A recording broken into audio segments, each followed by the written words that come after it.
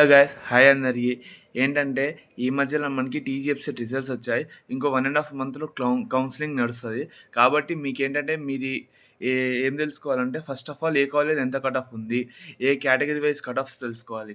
Category wise cut off తెలుసుకోవాలంటే నా video చూడండి, మీకు అర్థమవుతుంది ఏ ఏ కాలేజ్ ఎంత కట్ ఆఫ్ ఉంటుంది. మళ్ళీ మీకేంటంటే ఈ కోర్స్ పర్టికులర్ కోర్స్ కావాలంటే మన దాంట్లో ఉంటుంది. చూడండి ఒకసారి, నేను పెడతాను ఇప్పుడు చూడండి.